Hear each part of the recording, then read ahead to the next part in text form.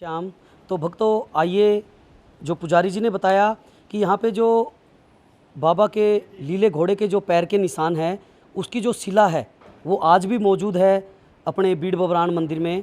तो पुजारी जी से मैं आग्रह करूँगा कि हमें उस शिला के भी दर्शन करवाइए, हमारे सभी भक्तों को उस शिला के दर्शन करवाइए। तो आइए लेके चलते हैं आपको उस बाबा के पैर के निशान के दर्शन करवाते हैं। वो शिला आज भी मौजूद है। तो आइए। ये वो शिला है जी। और ये देखिए इसके ऊपर जो घोड़े के पैर का निशान जो बना हुआ है जी। मैं हमारे ये शिला जितनी आपको ऊपर दिख रही है उतनी जमीन के अंदर भी है। यानी कि जितनी ये शिला भक्तों आपको ऊपर दिखाई दे रही है उतनी ही ये नीचे भी है। तो भक्तों ये वो, मैं हाथ लगा सकता हूँ जी, बाबा माफ़ करिए। तो ये देखिए बाबा का जो लीला घोड़ा, उसके पैर के निशान आपको दिखाई दे रहे हैं। उस समय का ये पैर का निशान है महाभारत काल का, जिस समय इस शिला की एक खासियत और है कि सर्दियों में तो ये निवाई मिलेगी, यानी कि गर्म जैसा निवाई, और गर्मियों में ये ठंडी मिलेगी। देखो भक्तों, अक्सर आपने देखा है कि कोई भी चीज़ अगर बाहर होती है या ओपन में होती है तो वो गर्मी में गर्म हो जाती है गर्मी के कारण, और सर्दी में ठंड के कारण वो बिल्कुल एकदम ठंडी हो जाती है। लेकिन देखो इस शिला के अंदर इतनी शक्ति है, मैं कह सकता हूँ कि इस पत्थर के अंदर इतनी शक्ति है, इस शिला के अंदर, ये बाबा की कृपा इसमें कि ये गर्मियों के अंदर तो ठंडी रहती है। आप पूरे समस्त भारत के सभी श्याम प्रेमी देख रहे हो, कभी भी आपका मौका मिले, मैं कहता हूँ मौका मिले नहीं, मौका लाओ और आओ एक बार बीड़ बब्रान धाम बाबा के दर्शन करने, और वो पीपल का पेड़ देखने के लिए आप आओ जो वीर बर्बरिक ने छेद किया था। कोई ज़्यादा दूर नहीं है हरियाणा, कोई ज़्यादा दूर नहीं है हिसार, कोई ज़्यादा दूर नहीं है बीड़ बब्रान। तो आइए आप एक बार दर्शन कीजिए और आप खुद ये सच्चाई जानिए। गर्मी में आओ, सर्दी में आओ। गर्मी में आओ तो इसको आप छू के देखना, आपको ठंडी मिलेगी, और गर्मी में आओ, गर्मी में ठंडी मिलेगी।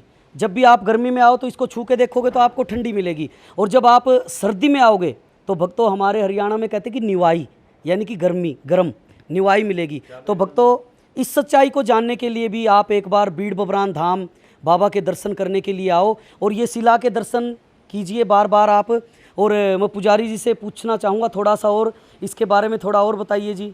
आपको अपने पूर्वज बता के गए थे।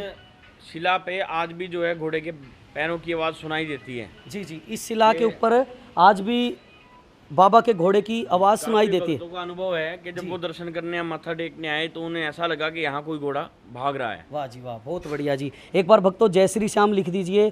अच्छा पुजारी जी, हमें ये बताइए, मंदिरों में हवन कुंड होते हैं हर जगह, तो आपने भी मंदिर के अंदर हवन कुंड बनाया है, तो इसका कोई खास महत्व भी है? ये हवन कुंड इसलिए बनाया कि बाबा की जो प्रतिमा 11/3/1973 फागुन सुदी सप्तमी को प्रकट हुई थी वो इसी जगह से हुई थी। जी ताकि जी, ये अच्छा, जगह हमें याद रहे जी, और इसीलिए यहाँ पर ये बाबा का अखंड धुना हवन कुंड बनाया गया है। जी जी। भक्तों देखिए, मैंने पूछा कि ये हवन कुंड हर मंदिर में होता है, तो मैंने इसका महत्व जानना चाहा पुजारी जी से। तो पुजारी जी ने बताया कि जो ये हवन कुंड है, यहीं से बाबा की प्रतिमा 1973 को यहीं से बाबा की प्रतिमा प्रकट हुई थी, और आपने ये हवन कुंड इसलिए बना कि ताकि याद रहे ये जगह कि यहाँ से बाबा जी प्रकट हुए थे। तो भक्तों आइए, जब भी आओ तो हवन कुंड की भभूत भी अपने मस्तक से ज़रूर लगा के जाइए। बाबा सभी भक्तों की मनोकामना पूरी करते हैं।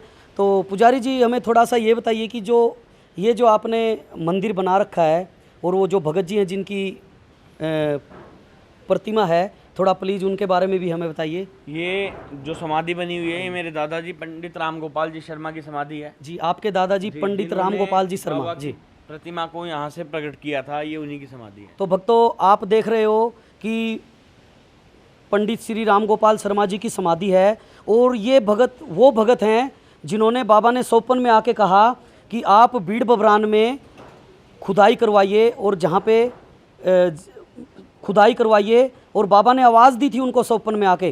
तो इन भक्तों ने, भगत जी पंडित राम गोपाल शर्मा जी, इन्होंने खुदाई करवाई और यहाँ से बाबा की प्रतिमा प्रकट हुई। तो एक बार जयकारा लगा दीजिए, और भगत के नाम के लिए भी आप एक बार कमेंट्स में जय श्री श्याम लिख दीजिए। तो ये शामलीन कब हुए जी? ये शामलीन 1976 में हुए। 1976 में, यानी कि 1973 में प्रतिमा निकली और 1976 में 3 साल बाद। जी जी। तो देखो ये तो एक बाबा की कृपाई थी कि जो इनके हाथों इनके सोपन में आके बाबा ने कहा था। देखो 3 साल बाद ही ये श्याम लीन हो गए। चलो कह दो एक बार भक्तों जय श्री श्याम। तो आइए, आपने दर्शन किए, तो आइए पंडित जी से हम थोड़ा सा, पुजारी जी से ये भी जानना चाहेंगे कि इस मंदिर के चमत्कार के बारे में थोड़ा बताइए कि आज के युग में, जो आज का युग है, जो कलयुग का, इस कलयुग में भी भक्तों के साथ कोई चमत्कार हुआ इस मंदिर में? चमत्कार आए दिन बाबा कोई ना कोई चमत्कार यहाँ करते रहते हैं जी। जैसे सबसे बड़ा चमत्कार अभी 2 साल पहले हिसार के निवासी मुकेश सोनी, मुकेश सोनी, MK सोनी के नाम से इनकी फेसबुक आईडी है जी जी, वो 3 साल पहले डेथ उनकी हो गई थी, वो गुजर गई हो थी। गई, जी जी। लेकिन डॉक्टरों ने कह दिया था कि उनकी डेथ हो गई, पर उनके जो बड़े भैया हैं या छोटे भैया हैं, मैं अच्छी तरह मेरे को याद नहीं है, जी जी राजू सोनी, जी उनका ये विश्वास था कि बाबा ऐसा नहीं कर सकते। जी। यहाँ से जल गया और यहाँ गद्दी से ये आदेश था कि ये कल शाम को 4 बजे उठेगा और चाय मांगेगा। अच्छा, जो मुकेश सोनी है, MK सोनी, जी। जो आप बता रहे हैं, वो 2 साल पहले डेथ हो गई उनकी। अच्छा, तो अभी है या वो डेथ हो अभी गई? भी है। अच्छा, अभी भी है। तो भक्तों ये देखो सबसे बड़ा चमत्कार है। मैंने तो सोचा कि 2 साल पहले उनकी डेथ हो गई, लेकिन भक्तों अभी भी वो हैं। 2 साल पहले डेथ हो गई थी, है नहीं, हो गई थी, लेकिन यहाँ से श्याम मंदिर से, श्याम गद्दी से बाबा का जल गया और जैसे ही जल उनको पिलाया गया तो वो उठ के उनने चाय मांगी। तो भक्तों ये कोई बनावटी बात नहीं है, ये सच्चाई है। जो मनोज सोनी, मुकेश सोनी, जो मुकेश सोनी जी हैं हिसार निवासी, वो आज भी जिंदा हैं और आप उनसे खुद जान सकते हो। मेरी बताने की कोई बात नहीं कि मैं बताऊंगा तभी जानो, नहीं। MK सोनी के नाम से उनकी फेसबुक आईडी है, आप उनसे खुद जानिए कि भैया बीड़ बबरान धाम मंदिर से, श्याम बाबा के मंदिर से आपके साथ क्या चमत्कार हुआ। तो पुजारी जी ने बताया कि 2 साल पहले उनकी डेथ हो गई थी, डॉक्टरों ने उनको मृत घोषित कर दिया था, लेकिन वेंटिलेटर पे शिफ्ट कर दिया था। लेकिन श्याम मंदिर से बाबा का जल गया और जैसे उनको जल पिलाया तो वो ठीक हो। जब जल गया जी, उस समय गद्दी से आदेश था कि ये कल शाम को 4 बजे उठेगा। अच्छा, कल शाम को 4 बजे उठेगा, यानी अगले दिन शाम को 4 बजे उठ के चाय मांगेगा। तो डॉक्टर ने इस बात पे विश्वास नहीं किया जी, क्योंकि डॉक्टरों ने उनको वेंटिलेटर पे शिफ्ट कर दिया था जी जी, कि भाई ये आदमी 5 से 10 मिनट में हो जाएगा, डेड हो जाएगा। जी। लेकिन मुकेश भैया की सांसें जो है वो रेगुलर चल रही थी।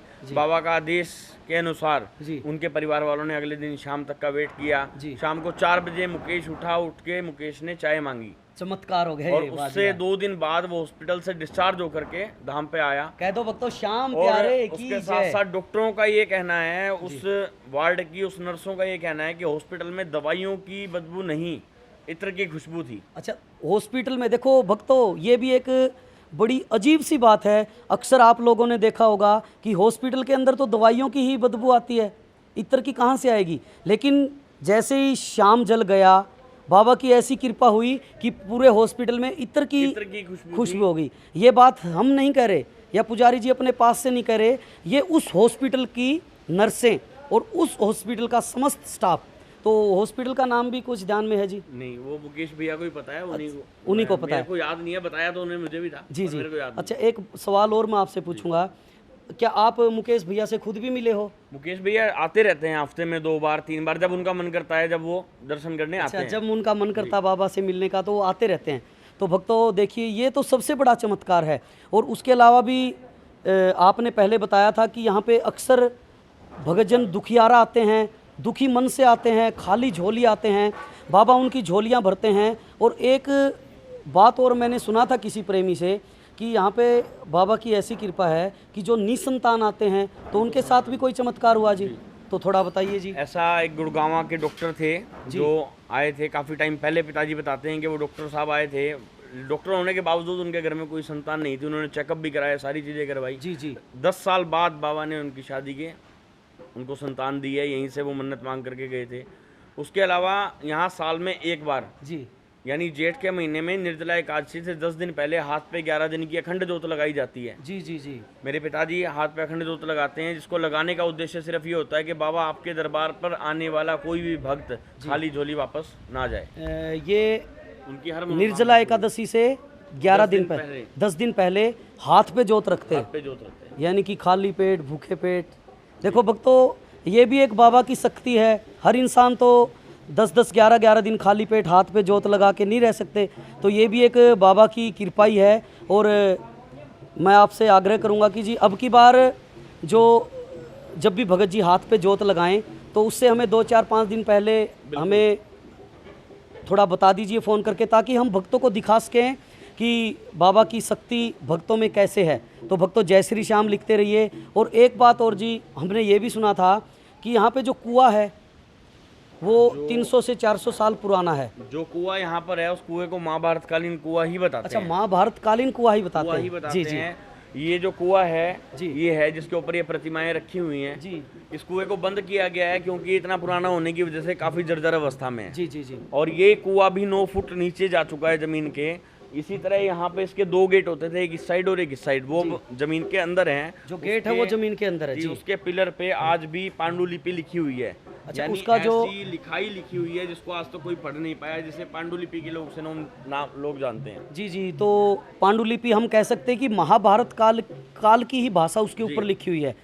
और जो पुराने बुजुर्ग इस गांव के थे जैसे नानक राम जी, फूला राम जी, ये वो लोग बताते थे कि ये कुआं महाभारत कालीन ही उनके बुजुर्गों ने भी उन्हें यही बताया कि ये कुआं महाभारत कालीन है। तो हमने ये सुना है कि जो यहाँ पे जो इस एरिए का जो पानी है, जो मंदिर के आसपास 2-4 एकड़ जो 500-1000 मीटर दूर जो पानी है, वो बताते हैं कि कड़वा है, पानी पीने के लायक या खेत में सिंचाई के लायक नहीं है। तो क्या इस कुएं का पानी भी ऐसा ही कुछ है जी? ये जिस जमीन में मंदिर है यहाँ 1100 किले का पानी खारा है। 1100 एकड़ का पानी खारा है जी जी जी।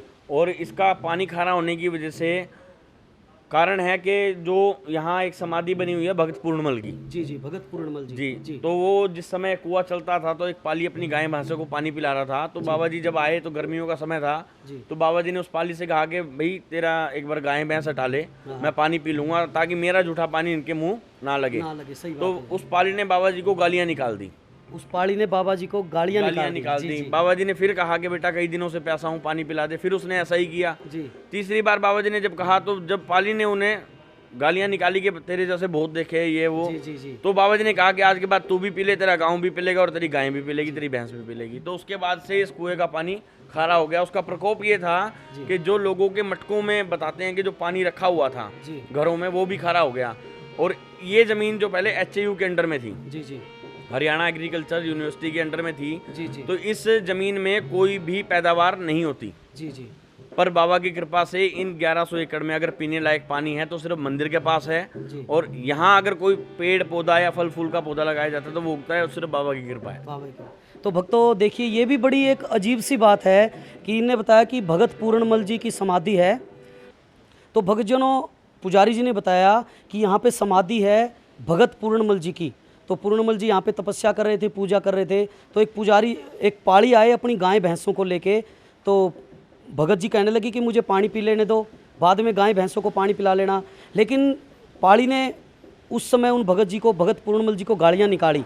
तो उन्होंने श्राप दिया कि आप भी पानी पी लो और अपनी गायों को भी पिला लो, यानी कि गुस्से में आके ये बात कही। तो सारा कुएं का पानी और आसपास जिन घरों में इस कुएं का पानी भी गया था वो भी सारा खारा हो गया था। तो ये भी बाबा की कृपा है कि जो आज के समय में जो ये 1100 एकड़ है, इसके आसपास जो मीठा पानी है वो सिर्फ और सिर्फ मंदिर के पास ही है।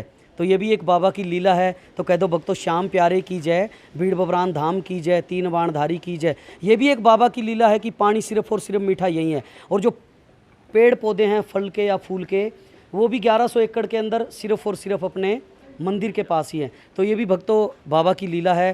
तो पुजारी जी, आपका बहुत बहुत धन्यवाद। बाबा श्याम हमारे ऊपर, आपके ऊपर ऐसी कृपा बनाए रखे। और आप भी भक्तों, दोबारा से फिर मैं आपसे हाथ जोड़ के विनती कर रहा हूँ, आग्रह कर रहा हूँ कि जैसे तैसे हरियाणा में, तो हरियाणा में हिसार के पास में जो बीड़ बबरान धाम है, बीड़ बबरान धाम जो श्याम बाबा का मंदिर है, आइए दर्शन जरूर कीजिए।